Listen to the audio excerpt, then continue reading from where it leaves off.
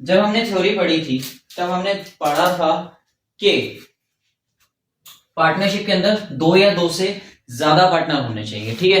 तो अब सवाल ये आता है, क्या एक माइनर पार्टनर हो सकता है, और अगर हो सकता है तो क्या क्या टर्म्स एंड कंडीशन रहने वाली है। तो ध्यान रखना, माइनर कभी भी पार्टनर नहीं हो सकता, ठीक है। तो माइनर पार्टनर नहीं हो सकता, लेकिन माइनर पार्टनरशिप के अंदर एंटर कर सकता है। वो कैसे? माइनर माइनर हमेशा माइनर हमेशा बेनिफिशियरी होगा, ठीक है। माइनर कभी भी पार्टनर नहीं होगा, माइनर बिजनेस के अंदर बेनिफिशियरी हो सकता है, ठीक है। अगर कोई 12 या 13 या 14 साल, मतलब कि 18 साल से कम की उम्र का कोई भी आदमी, कोई भी लड़का अगर पार्टनरशिप के अंदर एंटर होना चाहे तो वो हो सकता है, लेकिन उसको पार्टनर की तरह ना तो उसके राइट होंगे ना उसकी ड्यूटीज होंगी, ठीक है। वो क्या होगा? वो सिर्फ बेनिफिशियरी होगा। बेनिफिशियरी का मतलब कि आप उसको सिर्फ प्रॉफिट में हिस्सा दोगे। किसमें हिस्सा दोगे? प्रॉफिट में। ध्यान रखना कि बेनिफिशियरी यानी कि कौन? माइनर को हमेशा प्रॉफिट में हिस्सा मिलेगा, लॉस में नहीं, ठीक है। अगर किसी साल फर्म को लॉस हुआ है तो ये लॉस आपको माइनर के साथ डिस्ट्रीब्यूट नहीं करना, ठीक है। आप सिर्फ उसको प्रॉफिट दोगे। तो माइनर क्या होगा? बेनिफिशियरी होगा, ठीक है। यहां तक क्लियर? चलो अब आगे बात करते हैं कि हमें न्यूमेरिकल्स में करना क्या है, ठीक है। हमने क्या सीखा था? 11th के अंदर हमने एक अकाउंट बनाना सीखा था। सबसे पहले हम बनाते थे ट्रेडिंग अकाउंट, ट्रेडिंग अकाउंट के बाद हम बनाते थे P&L अकाउंट, और P&L अकाउंट के बाद हम बनाते थे बैलेंस शीट। तो देखो 12th में क्या चेंज आने वाला है, ये P&L अकाउंट आपको नहीं बनाना, ठीक। तो इस P&L अकाउंट में क्या आता था? अभी मैं 11th की बात कर रहा हूं। यहां पे आपका आता था टू नेट प्रॉफिट, ठीक है। क्या आता था? To net profit. और इस नेट प्रॉफिट को फिर आप क्या करते थे? बैलेंस शीट में, कहा? बैलेंस शीट की लायबिलिटी साइड में ट्रांसफर कर देते थे। तो लायबिलिटी साइड, यहां पे आपको कैपिटल का बैलेंस दिया हुआ होता था, ठीक है। तो कैपिटल का बैलेंस होता था, इसमें आप एडजस्टमेंट करते थे। क्या क्या? ऐड कर देते थे नेट प्रॉफिट, ठीक है। यही नेट प्रॉफिट यहां पे आके ऐड हो जाता था। लेस कर देते थे आप ड्रॉइंग्स, ठीक है। तो बेसिकली आप क्या करते थे कि आप कैपिटल के अंदर ऐड कर देते थे नेट प्रॉफिट, लेस कर देते थे ड्रॉइंग्स। क्यों? क्योंकि ये जो कैपिटल अकाउंट होता था, ये किसका अकाउंट होता था? ये होता था बिजनेस के ओनर का। किसका अकाउंट होता था? ओनर का अकाउंट होता था। और ओनर के अकाउंट में जो भी एडजस्टमेंट होती थी वो डायरेक्ट बैलेंस शीट के अंदर हो जाती थी, ठीक है। 12th में क्या चेंज आया है? 12th में आप जो पढ़ रहे हो वो सोल प्रोप्राइटरशिप नहीं है, ठीक है। सोल प्रोप्राइटरशिप का मतलब क्या होता है? सोल प्रोप्राइटरशिप का मतलब होता है कि आपके बिजनेस का मालिक एक है, लेकिन अब आप पढ़ रहे हो पार्टनरशिप। तो पार्टनरशिप के एसेंशियल्स में हमने पढ़ा था कि मिनिमम 2 पार्टनर, मैक्सिमम 50 पार्टनर्स। तो मिनिमम 2 पार्टनर होंगे। तो इसका मतलब कि नेट प्रॉफिट को आपको डिस्ट्रीब्यूट करना है, किसमें? Among partners. तो पार्टनर्स के बीच में ये नेट प्रॉफिट आपको डिस्ट्रीब्यूट करना है, और उस डिस्ट्रीब्यूशन के लिए आपको एक अकाउंट बनाना पड़ेगा, और उस अकाउंट का नाम होगा P&L। P&L मतलब प्रॉफिट एंड लॉस, एप्रोप्रिएशन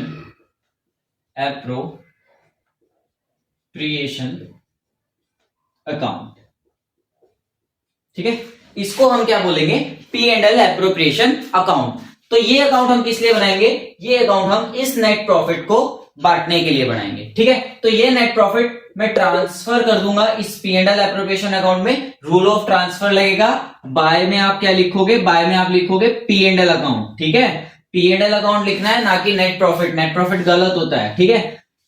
तो ब्रैकेट में आप लिख सकते हो नेट प्रॉफिट, ठीक है। क्योंकि हमने 11th में पढ़ा था कि कोई चीज अगर किसी अकाउंट से हम दूसरे अकाउंट में लेके जा रहे हैं तो पहली बात तो उस अकाउंट के नाम से आती है, दूसरी चीज अपोजिट साइड आती है। तो यहाँ पे ये डेबिट में पड़ा था, यहाँ पे क्रेडिट में आ गया, आया P&L अकाउंट के नाम से है। तो ये होता है P&L एप्रोप्रिएशन अकाउंट। डिटेल में बाद में बताएंगे। फिर इसके बाद P&L एप्रोप्रिएशन अकाउंट बनाने के बाद आपको क्या करना है? आपको बनाना है पार्टनर्स का कैपिटल अकाउंट। देखो 11th के अंदर तो सोल प्रोप्राइटरशिप थी, तो कैपिटल की एडजस्टमेंट हमने बैलेंस शीट के ही अंदर कर दी थी, लेकिन यहां पे तो मल्टीपल पार्टनर्स हैं, तो यहां पे क्या होगा, यहां पे आपको अलग से पार्टनर का कैपिटल अकाउंट बनाना पड़ेगा। काम वही होगा, जो चीजें उसकी कैपिटल वो बढ़ाती है वो ऐड हो जाएंगी, ठीक है, जो लेस करती है उसको लेस कर देंगे, ठीक है। तो कैपिटल को बढ़ाने वाली चीजों को ऐड कर दिया जाएगा, कम करने वाली चीजों को लेस कर दिया जाएगा। तो इस अकाउंट को मैं बोलूंगा पार्टनर्स, यानी कि पार्टनर्स का कैपिटल अकाउंट, ठीक है। तो ये हमको बनाना होगा पार्टनर्स कैपिटल अकाउंट, ठीक है। तो कैपिटल की एडजस्टमेंट जो भी पार्टनर्स की होंगी वो यहां पे हो जाएंगी, और इस एडजस्टमेंट को करने के बाद फाइनली आपको तैयार करनी पड़ेगी बैलेंस शीट। तो ये बैलेंस शीट आपका पीछा यहां भी नहीं छोड़ेगी, ठीक है। तो फिर हम लास्ट में क्या बनाएंगे, लास्ट में हमको प्रिपेयर करनी पड़ेगी अपनी बैलेंस शीट, जैसे 11th में करते थे वैसे ही होगा, ठीक है। आपकी बैलेंस शीट होगी वही, liability side, asset side, amount, यहाँ पे आपका पर्टिकुलर, यहाँ पे आपके पार्टनर्स के नाम मैं अज्यूम कर लेता हूँ ए बी एंड सी, तो ये ए एंड बी एंड सी की डेबिट साइड है, ए बी एंड सी ये उसकी क्रेडिट साइड है, ठीक है। और ये आपका पर्टिकुलर एंड पर्टिकुलर, यहाँ पे भी पे एंड एप्रोप्रिएशन अकाउंट में यहाँ पे पर्टिकुलर, यहाँ पे आपका अमाउंट, और यहाँ पे आपका पर्टिकुलर, और यहाँ पे आपका अमाउंट, ठीक है। तो ये अमाउंट डेबिट वाला, ये अमाउंट क्रेडिट वाला, ठीक है। तो इस फंडामेंटल चैप्टर के अंदर आपको करना क्या है, सबसे पहले आपको पी एंड एल अकाउंट के बाद का काम स्टार्ट करना है, P and L appropriation account बनाना है। इस एप्रोप्रिएशन अकाउंट को बनाने के बाद आपको क्या करना है, पार्टनर्स का कैपिटल अकाउंट बनाना है, और कैपिटल अकाउंट बनाने के बाद आपको बैलेंस शीट तैयार करनी है, ठीक है। तो ये काम करना है हमको न्यूमेरिकल्स में। तो अब समझते हैं P and L appropriation account बनता कैसे है, ठीक है। तो मैं इन सबको बारी बारी से आपको बताऊंगा। तो सबसे पहले मैं स्टार्ट कर रहा हूं P and L appropriation account से। सबसे पहले देखते हैं P and L appropriation account कैसे बनता है, फिर पार्टनर्स के कैपिटल अकाउंट की बारी आएगी, देन फिर हमारी बैलेंस शीट की बारी आएगी, ठीक है। तो चलो P and L appropriation account, तो आपको क्या करना है, आपको प्रॉफिट को डिस्ट्रीब्यूट करना है, किसमें, पार्टनर्स में, ठीक है। तो पिछली क्लास में मैंने आपको थ्योरी पढ़ाई थी, थ्योरी में मैंने आपको एक चीज पढ़ाई थी, रिमेन्यूरेशन टू पार्टनर। रिमेन्यूरेशन का क्या मतलब होता था, रिमेन्यूरेशन का मतलब होता था कि पार्टनर की सैलरी या फिर पार्टनर की कमीशन, ठीक है। तो यहां पे मैं लिख देता हूं डेबिट साइड में टू सैलरी, ठीक है। सैलरी मल्टीपल पार्टनर्स की हो सकती है, एक पार्टनर की भी हो सकती है। सैलरी अकाउंट मैं बोलता हूं ए की, बी की एंड सी की, तीनों पार्टनर की सैलरी है, ठीक है। सैलरी के साथ साथ कमीशन भी हो सकती है, तो टू कमीशन अकाउंट, ठीक है। तो कमीशन भी दी जा सकती है, ए को, बी को, सी को, किसी को भी दी जा सकती है, सबको भी दी जा सकती है, ठीक है। तो देखो सैलरी और कमीशन, ये सैलरी और कमीशन आपने 11th में भी पढ़ा था, वहां कहां पढ़ा था, पी एंड एल अकाउंट के अंदर। देखो वो सैलरी और कमीशन क्या थी, वो सैलरी और कमीशन अलग थी। वहां पे सैलरी आपकी किसकी लेते थे आप, मैनेजर की, ठीक है। प्रॉफिट हुआ तो मैनेजर को क्या दे दी, कमीशन दे दी, ठीक है। सैलरी, सैलरी किसको देते थे वहां पे, यहां पे आप सैलरी देते थे एम्प्लॉइज को, ठीक है। जो आपका स्टाफ होता था, स्टाफ की सैलरी आती थी आपकी पी एंड एल अकाउंट में, पार्टनर की सैलरी आ रही है आपकी P and L appropriation account में, ठीक है। ध्यान रखना, तो पार्टनर को जो भी चीज आप दोगे वो कहां आएंगी, पी एंड एल के एप्रोप्रिएशन अकाउंट में, ठीक है। और फिर अगर ये पी एंड एल के अकाउंट के अंदर ये कौन सी सैलरी है, ये सैलरी है आपके एम्प्लॉय की। तो डिफरेंस क्या हुआ, डिफरेंस मैं आपको बताता हूं। तो पी एंड एल अकाउंट आपका क्या होता है, पी एंड एल अकाउंट को हम बोलते हैं चार्ज अगेंस्ट प्रॉफिट, ठीक है। पी एंड एल अकाउंट को हम क्या बोलते हैं, चार्ज अगेंस्ट प्रॉफिट। और P and L appropriation account को हम बोलते हैं एप्रोप्रिएशन ऑफ प्रॉफिट। देखो तो चार्ज अगेंस्ट प्रॉफिट मतलब कि पी एंड एल अकाउंट के अंदर वो सारी की सारी अमाउंट्स आती हैं जो आपके प्रॉफिट को कम कर सकती है या आपके प्रॉफिट को लॉस में कन्वर्ट कर सकती है। वो देखो कैसे, सैलरी चाहे आपको प्रॉफिट हो चाहे लॉस हो, आपको एम्प्लॉय को सैलरी देनी पड़ेगी, ठीक है। रेंट आपको चाहे प्रॉफिट हो चाहे लॉस हो, अगर रेंट देना है तो देना ही पड़ेगा, ठीक है।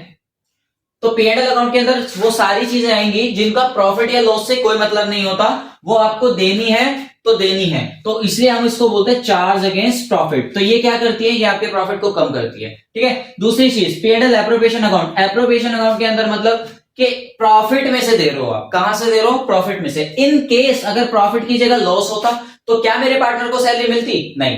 क्या मेरे पार्टनर को कमीशन मिलता? नहीं। और इसी तरह से आने वाली अगली चीजें भी नहीं मिलती। क्या क्या? Interest on capital. ठीक है, इंटरेस्ट ऑन कैपिटल मतलब जो पार्टनर ने कैपिटल लगाई है उसके ऊपर इंटरेस्ट, डिटेल में पढ़ेंगे। ठीक है, अभी सिर्फ आप याद रखना इंटरेस्ट ऑन कैपिटल कहां आता है? डेबिट साइड में आता है। फिर और क्या डेबिट साइड में आता है? सैलरी हो गया, कमीशन हो गया, इंटरेस्ट ऑन कैपिटल हो गया, एक और चीज 2 क्या? General reserve. देखो कभी कभी क्या होता है कि कभी कभी आप ये डिसाइड करके रखते हो कि जितना मुझको नेट प्रॉफिट होगा, जितना मुझको नेट प्रॉफिट होगा उसका 10% या 20% मैं क्या करूंगा, एज ए रिजर्व अपने पास रख लेंगे बिजनेस के अंदर। ठीक है, तो एज ए रिजर्व आप क्या करोगे, उसको बिजनेस के अंदर अपने पास रख लोगे। ठीक है, तो उसी को ही बोलते हैं क्या? General reserve. तो आप क्या करोगे, नेट प्रॉफिट का कुछ अमाउंट आप ट्रांसफर कर दोगे जनरल रिजर्व के अंदर। ठीक है, तो ये सारी चीजें आपकी आती है P&L एप्रोप्रिएशन की डेबिट साइड में। तो क्या क्रेडिट साइड में कुछ नहीं आता? एक चीज आती है, सिर्फ और सिर्फ एक ही चीज, बाय इंटरेस्ट ऑन ड्रॉइंग्स। ठीक है, तो क्रेडिट में क्या चीज आने वाली है? सिर्फ एक चीज आएगी, इंटरेस्ट ऑन ड्रॉइंग्स। ड्रॉइंग्स क्या होती है? बिजनेसमैन जब बिजनेस से कोई भी चीज अपने घर लेके जाएगा उसको हम बोलेंगे ड्रॉइंग्स। ठीक है, ड्रॉइंग्स दो तरह की ड्रॉइंग्स होती है, एक होती है आपकी ड्रॉइंग्स अगेंस्ट प्रॉफिट और एक होती है आपकी ड्रॉइंग्स अगेंस्ट कैपिटल। ठीक है, तो जब पढ़ेंगे ड्रॉइंग्स के बारे में तब डीप में पढ़ेंगे। अभी ए बी एंड सी जितने भी पार्टनर हो, जिसने भी ड्रॉइंग्स की हो उसके ऊपर इंटरेस्ट चार्ज करके आपको क्या करना है, आपको यहां पे लिखना है। ठीक है, टोटल आपका बाहर आ जाएगा, नेट प्रॉफिट आपका यहां होगा। 99% क्वेश्चंस के अंदर आपका नेट क्रेडिट साइड का ही टोटल ज्यादा आएगा।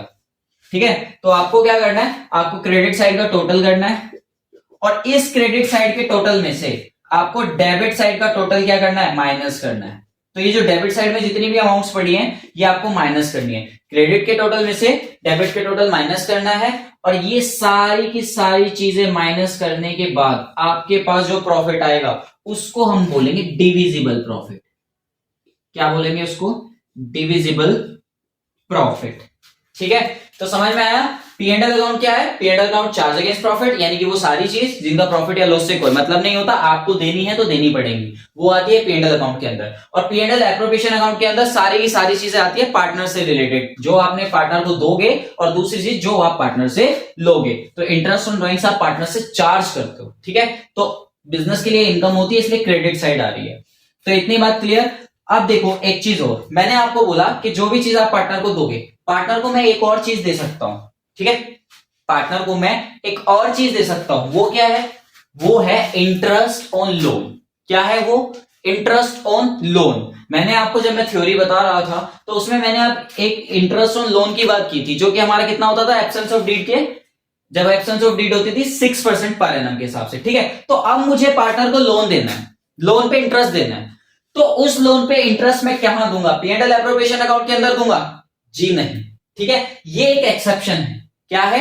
एक्सेप्शन है। तो इसके लिए हम याद रखेंगे, तो इंटरेस्ट ऑन लोन चाहे पार्टनर को देना हो, चाहे पार्टनर के अलावा किसी आउटसाइडर्स को देना हो, वो सारा का सारा कहां दिया जाता है? वो P&L अकाउंट के अंदर पे किया जाता है। ठीक है, याद रखेंगे कि इंटरेस्ट ऑन लोन चाहे आउटसाइडर्स का हो चाहे इनसाइडर का हो, वो कहां देना है? हमने वो देना है P&L अकाउंट की डेबिट साइड में। तो इंटरेस्ट ऑन लोन लिखेंगे हम उसको। ठीक है, भले ही ये जाना पार्टनर के पास है, लेकिन हमको क्या लिखना है? Interest on loan. और ये यहां आने का रीजन मैं आपको बताता हूं। देखो, अगर किसी पार्टनर को प्रॉफिट पे कुछ चीज चाहिए होती तो वो क्या लाता? एज ए कैपिटल लेके आता ना, लेकिन उसने आपको लोन दिया है। लोन क्यों दिया है? बिकॉज वो रिस्क नहीं लेना चाहता। ठीक है, रिस्क नहीं लेना चाहता और उसको क्या चाहिए? उसको सिक्योरिटी चाहिए। ठीक है, वो सेफ फील करना चाहता है, तो उसने आपको अमाउंट एज ए लोन दिया है। ठीक है, एज ए लोन दिया है, तो एज ए लोन अगर दिया है तो उस पर इंटरेस्ट आपको हर हाल में पे करना है, चाहे आपको प्रॉफिट हो चाहे आपको लॉस हो, उसको तो ये इंटरेस्ट देना पड़ेगा। तो ये एक तरह से क्या हुआ? ये एक तरह से चार्ज अगेंस्ट प्रॉफिट हुआ। तो आपने समझा कि P&L एप्रोप्रिएशन अकाउंट हमको किस तरह से बनाना होता है, ठीक है। तो ये मेरा इंट्रोडक्शन सेक्शन कंप्लीट होता है। इसके बाद हम नेक्स्ट वीडियो में देखेंगे कि हमको न्यूमेरिकल्स कैसे करने हैं। सबसे पहले मैं आपको सिखाऊंगा इंटरेस्ट ऑन ड्राइंग्स निकालना, ठीक है। उसके बाद हम आपको सिखाएंगे इंटरेस्ट ऑन कैपिटल निकालना, ठीक है। तो नेक्स्ट वीडियो का वेट कीजिए। तो बाय में लिखा हुआ है इंटरेस्ट ऑन ड्राइंग्स, जिसको हम पढ़ेंगे अपनी नेक्स्ट क्लास के अंदर। That's it for today, bye bye, take care.